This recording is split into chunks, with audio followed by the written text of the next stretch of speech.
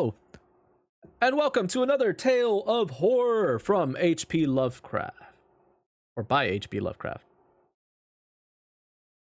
So I hope you guys enjoyed that Reanimator story from last time. For today, we have a brand new tale. This one seems to be broken up into acts as well, and it seems to be a fairly long one. So for this one, let's take a look at how many acts it's going to be. I see 3 already. 4. So this one is split up into just about 4 acts. So I think I'm gonna split this one up into. Let's do it into 2 acts. I think 2 acts a video were actually fairly decent. It was pretty long, honestly. Like those videos, now that I look back on it, were some of them were like 40 minutes long and stuff. But let's get into this reading real quick.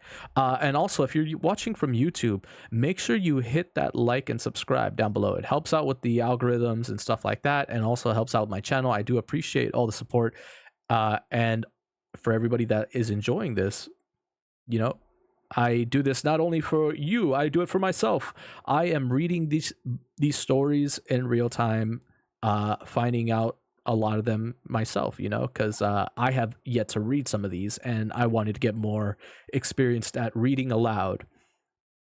Something that, as a child, I was never necessarily offered, because I come from a family of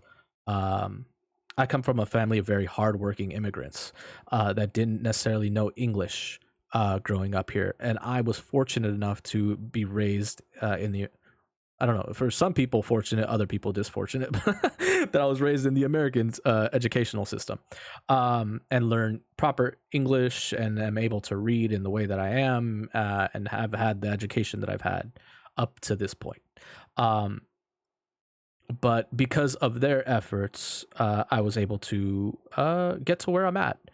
And I myself had never had the experience of like having reading or like story times done to me as a child. So I hope for you guys, you get to experience a little bit of that joy of, you know, exploring your imaginations and creativities in ways that like awaken something in you, that I always kind of wish I had. I kind of had to do things up myself as a kid. I had to do my own story times, by like, reading to myself, or like sitting there reading novels. And funny enough, when I was in elementary school, it's kind of odd that reading and writing became one of my like biggest kind of like passions and majors, because when I was younger, I had extreme difficulty reading,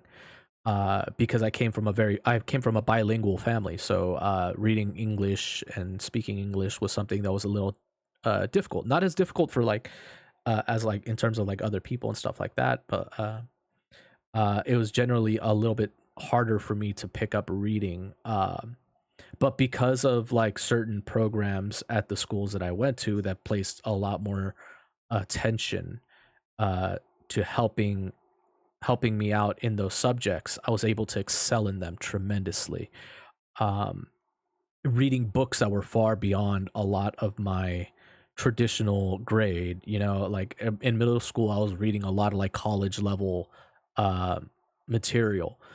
And even though I never necessarily graduated early, or like went on to have like extreme education, um, I kind of did a lot of my studies independently, and just was raised to kind of like, do my own learning outside of school, because uh, I love the pace of like learning on my own a little bit more. But that's just me personally. I think education can be used as a vehicle, for finding very strong and good mentors. But again, you have to be very selective of where you go as well. Uh, the schools that I've chosen in my later years, like the ones I'm at right now, there are wonderful teachers that have taught me number of different things and a number of different lessons over the course of my years attending, and they've been huge helps to direct me in the or try and help me as best as they could in the direction that I was trying to go, which is not a very traditional field. I feel like I myself was trying to pave kind of like my own way in the industry because I could not find uh, a job title that kind of like necessarily fit what I was trying to go for. But little by little, I've kind of just, by reputation mostly, kind of carved out like a little space. Um, whether that be monetarily or not, I will not say. But yeah, it was a lot of years of doing free work though. um, okay. Let's get into tonight's tale. The Lurking Fear. So grab your blankies, grab your snackies, because it's time for a tale of horror. The Lurking Fear, Act 1. The Shadow on the Chimney. There was thunder in the air on the night I went to the deserted mansion atop Tempest Mountain to find the Lurking Fear. I was not alone, for foolhardiness was not then mixed with that love of the grotesque and the terrible which has made my career a series of quests for strange horrors in literature and in life. With me were two faithful and muscular men for whom I had sent when the time came, men long associated with me in my ghastly explorations because of their peculiar fitness. We had started quietly from the village because of the reporters who still lingered about after the eldritch panic of a month before, the nightmare creeping death. Later, I thought they might aid me, but I did not want them then. Would to God I had let them share the search. I might not have had to bear the secret alone so long. To bear it alone for fear the world would call me mad or go mad itself at the damning implications of the thing. Now that I'm telling it anyway, least the brooding make me a maniac. I wish I had never concealed it, for I, and I alone, know what manner of fear lurked on that spectral and desolate mountain. In a small motor car, we covered the miles of primeval forest and hill until the wooded ascent checked in. The country bore an aspect more unusually sinister as we viewed it by night and without the accustomed crowds of investigators, so that we were often tempted to use the Acetane, Actaline. I know this one. I was it acu Aculane? Acutylene? Acetylene, that's what it was. Acetylene. Where was it? Acetylene headlight. So, accustomed crowds of investigators, so that we were often tempted to use the acetylene headlight despite the attention it might attract. It was not a wholesome landscape after dark, and I believe I would have noticed its morbidity even had I been ignorant of the terror that stalked there. Of wild creatures that were none, they are wise when death leers close. The ancient lightning scarred trees seemed unnaturally large and twisted, and the other vegetation unnaturally thick and feverish, while curious mounds of hummock in the weedy, fulgurate, pitted earth reminded me of the snakes, and the dead men's skulls swelled to gigantic proportions. Fear had lurked on Tempest Mountain for more than a century. This I learned at once from newspaper accounts of the catastrophe which first brought the region to the world's notice. The place is a remote, lonely elevation in that part of the Catskills where Dutch civilization once feebly and transiently penetrated, leaving behind as it receded only a few ruined mansions and a degenerate squatter population inhabiting pitiful hamlets on isolated slopes. Normal beings seldom visited the locality till the state police were formed, and even now only infrequent troops patrol it. The fear, however, is an old tradition throughout the neighboring villages, since it is a prime topic in the simple discourse of the poor mongrels who sometimes leave their valleys to trade hand woven baskets for such primitive necessities as they cannot shoot, raise, or make. The lurking fear dwelt in the shunned and deserted Martens mansion, which crowned the high and gradually eminence whose liability to frequent thunderstorms gave it the name of Tempest Mountain. For over 100 years, the antique grove circled stone house had been the subject of stories incredibly wild and monstrously hideous. Stories of a silent, colossal, creeping death which stalked abroad in summer. With whimpering instance, the squatters told tales of a daemon which seized lone wayfarers after dark, either carrying them off or leaving them in a frightful state of gnawed dismemberment, while sometimes they whispered of blood trails towards the distant mansion. Some said the thunder called the lurking fear out of its habitation, while others said the thunder was its voice. No one outside the backwood had believed their varying, conflicting stories, with their incoherent, extravagant descriptions of the half glimpsed fiend. Yet not a farmer or villager doubted that the Martens mansion was ghoulishly haunted. Local history forbade such a doubt, although no ghostly evidence was ever found by such investigators as had visited the building after some especially vivid tale of the squatters. Grandmother told strange myths of the Martens spectre, myths concerning the Martens family itself, its queer hereditary dissimilarity of eyes, its long unnatural annals, and the murder which had cursed it.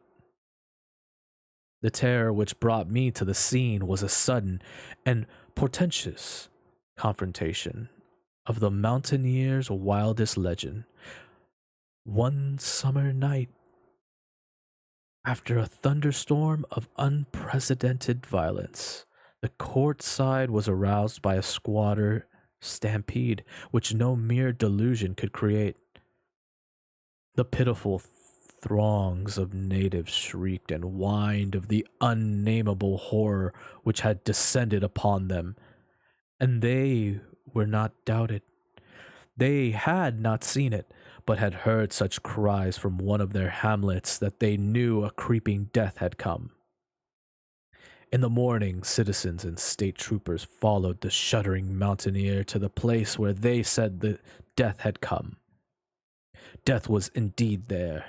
The ground under one of the squatters' villages had caved in after a lightning strike struck, destroying several of the Maldoris shanties, but upon the property damage was superimposed an organic devastation which impaled it to insignificance. Of a possible 75 natives who had inhabited the spot, not one living specimen was visible. The disordered earth was covered with blood and human debris, bespecting too vividly the ravages of a daemon teeth and talons.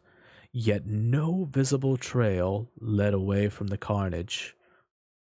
That some hideous animal must be the cause. Everyone quickly agreed, nor did any tongue now receive the charge that such cryptic deaths for merely the sordid murders common in decadent communities. That charge was revived only when about 25 of the estimated population were found missing from the dead. And even then, it was hard to explain the murder of 50 by half that number. But the fact remained that on a summer night a bolt had come out of the heavens and left a dead village whose corpses were horribly mangled, chewed, and clawed. The excited countryside immediately connected the horror with the haunted Martins mansion. Though the localities were over 3 miles apart, the troopers were more skeptical, including the mansion only casually in their investigations, and dropping it altogether when they found it thoroughly deserted. Country and village people, however, canvassed the place with infinite care, overturning everything in the house, sounding ponds and brooks, beating down bushes, and ransacking the nearby forest. All was in vain.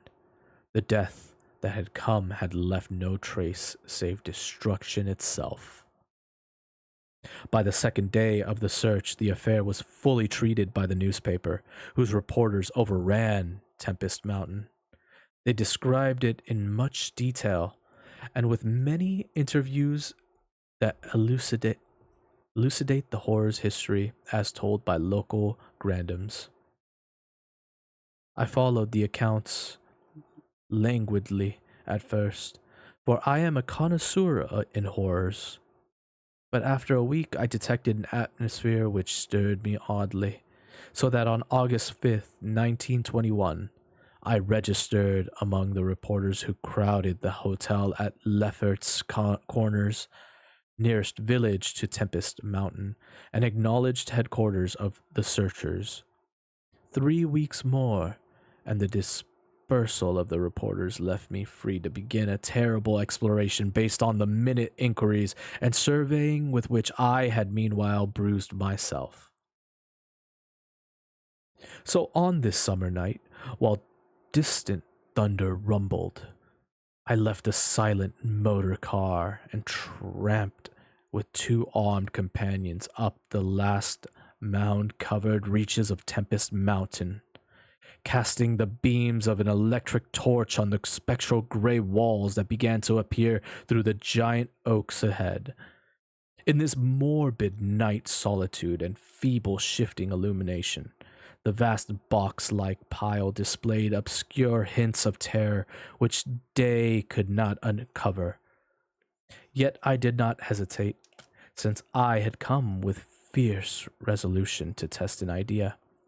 I believed that the thunder called the death daemon out of some fearful secret place, and that the daemon, solid entity or vaporous pestilence, I meant to see it. I had thoroughly searched the ruin before, hence knew my plan well, choosing as the seat of my vigil the old room of Jan Martis, whose murder looms so great in the rural legends. I felt subtle that the apartment of this ancient victim was best for my purposes. The chamber, measuring about 20 feet square, contained, like other rooms, some rubbish which had once been furniture. It lay on the second story on the southeast corner of the house and had an immense east window and narrow south window, both devoid of panes or shutters. Opposite the large window was an enormous Dutch fireplace with scriptural tiles representing the prodigal son, and opposite the narrow window was a spacious bed built into the wall. As the three muffled thunder grew louder, I arranged my plan's details. First, I fastened side by side to the ledge of the large window 3 rope ladders which I had brought with me. I knew they reached a suitable spot on the grass outside, for I had tested them. Then the 3 of us dragged another room a wide 4-poster bedstead, crowding it laterally against the window. Having shown it with fir bows, all now rested on it with drawn automatics. 2 relaxing while the third watch from whatever direction the daemon might come. Our potential escape was provided. If it came from within the house, we had the window ladder. If from outside, the door and the stairs. We did not think, judging from precedent, that it would pursue us far, even at worst. I watched from midnight to 1 o'clock, when in spite of the sinister house, the unprotected window, and the approached thunder and lightning, I felt singularly drowsy. I was between my 2 companions, George Bennet being towards the window and William Toby towards the fireplace. Bennet was asleep, having apparently felt the same anomalous drowsiness which affected me. I designated Toby for the next watch, although even he was nodding. It was curious how intently I had been watching that fireplace. The increasing thunder must have affected my dreams. For in the brief time I slept, there came to me apocalyptic visions. Once I partly awakened, probably because of the sleeper towards the window had restlessly flung an arm across his chest. I was not sufficiently awake to see whether Toby was attending to his duties as sentinel, but felt a distinct anxiety on that score. Never before had the presence of evil so poignantly oppressed me. Later I must have dropped asleep again, for it was out of a phantasmal chaos that my mind leapt when the night grew hideous, with shrieks beyond anything in my former experience or imagination.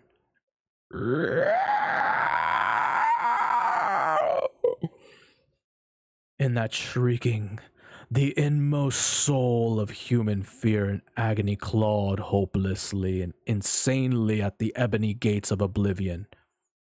I awoke to red madness and the mockery of diabolism. As farther and farther down inconceivable vistas that phobic and crystalline anguish retreated and reverberated. There was no light, but I knew from the empty space at my right that Toby was gone. God alone knew whither. Across my chest still lay the heavy arm of the sleeper at my left. Then came the devastating stroke of lightning, which shook the whole mountain, lit the darkest crypts and hoary grove, and splintered the patriarch of the twisted trees.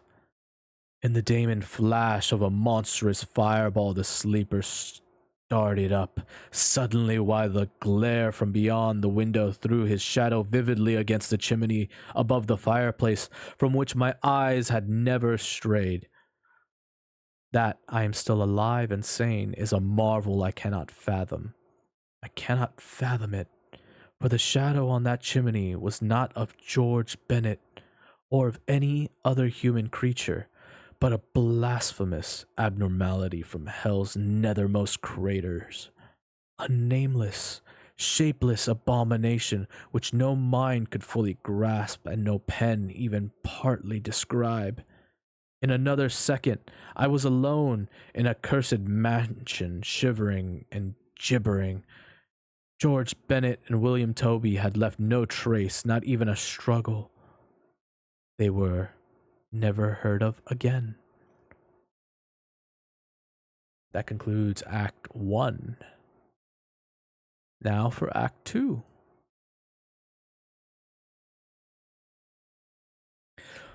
Act 2. A Passer in the Storm. For days after that hideous experience in the forest swathed mansion, I lay nervously exhausted in my hotel room of Lefferts Corners. I do not remember exactly how I managed to reach the motor car, start it, and slip unobserved back to the village, for I retain no distinct impression save of wild armed titan trees, demonic mutterings of thunder, and Charonian shadows athwart the low mounds that dotted the region. As I shivered and brooded on the casting of that brain blasting shadow, I knew that I had at last pried out one of Earth's supreme horrors. One of those nameless blights of outer voids whose faint daemon scratching we sometimes hear on the farthest rim of space. Yet, from which of our finite vision had given us a merciful immunity? The shadow I had seen, I hardly dared analyze or identify. Something had lain between me and the window that night. I shuddered whenever I could not cast off the instinct to classify it. If it had only snarled, or bayed, or laughed titteringly, even that would have relieved the abysmal hideousness